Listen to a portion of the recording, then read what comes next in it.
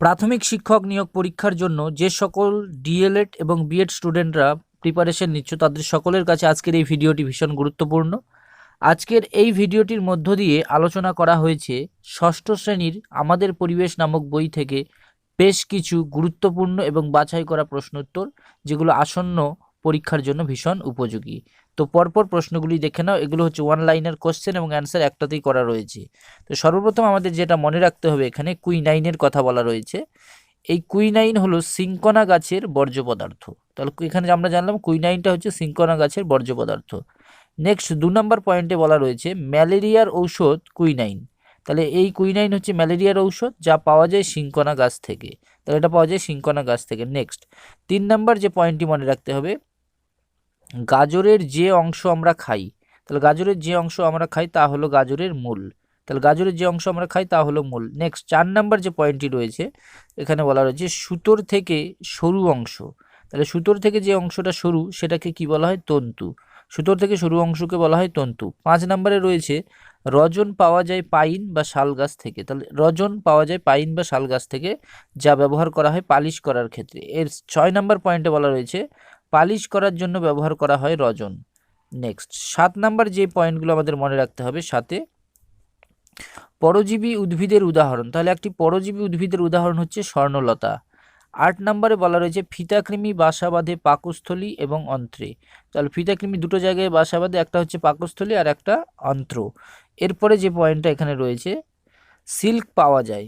তাহলে এখানে সিল্কের কথা বলা রয়েছে। সিল্ক পাওয়া যায় কোথা থেকে? না, সিল্ক পাওয়া যায় রেশম মধ থেকে। তাহলে এই পয়েন্টগুলো ভীষণ গুরুত্বপূর্ণ, এগুলো মনে রাখতে হবে। সিল্ক পাওয়া যায় রেশম মধ থেকে। নেক্সট,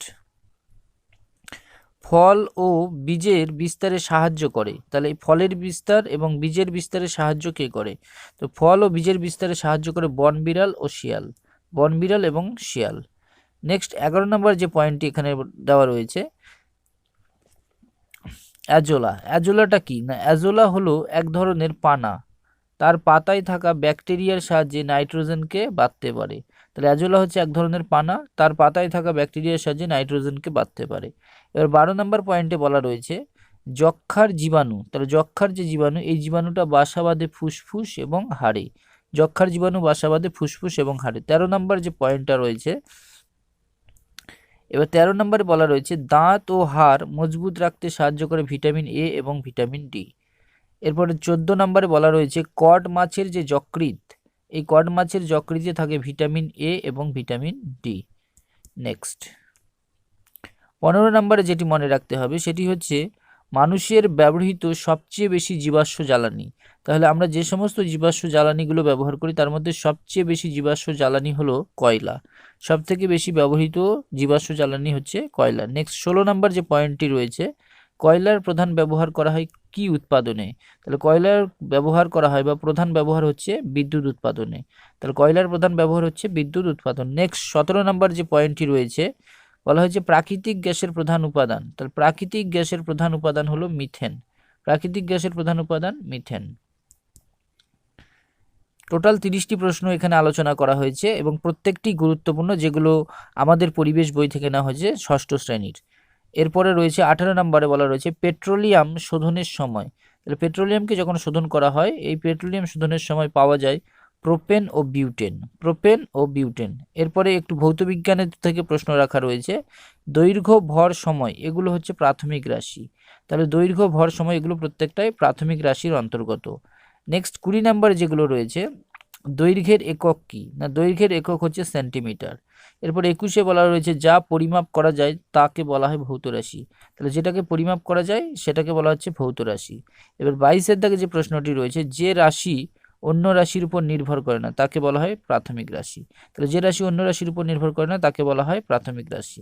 নেক্সট 23 নম্বর যে পয়েন্টটি রয়েছে সেটি হচ্ছে বেগ হলো একটা লব্ধ রাশি। তাহলে পরীক্ষায় আসতে পারে যে বেগ কোন রাশির অন্তর্গত? প্রাথমিক রাশি, তাছাড়াও আরও অন্যান্য অপশনগুলো থাকতে পারে। এবার আমাদের এখানে মনে রাখতে হবে বেগ হচ্ছে একটি লব্ধ রাশির অন্তর্গত। এরপরে 24-এ বলা রয়েছে বেগের একক হলো মিটার পার সেকেন্ড। নেক্সট 25-এর দাগে যে লাইনটি রয়েছে সেটি হচ্ছে তামা আর টিন এই দুটো মিশিয়ে তৈরি হয় ব্রোঞ্জ। তাহলে তামা আর টিন দুটো মিশিয়ে কি তৈরি হচ্ছে? না, তামা ও টিন মিশিয়ে তৈরি হচ্ছে ব্রোঞ্জ। এরপরে 26-এর দাগে যে পয়েন্টটা রয়েছে সেটা ওখানে বলা আছে তামা ও দস্তা, তাহলে তামা আর দস্তা এই দুটো মিশিয়ে তৈরি হয় পিতল।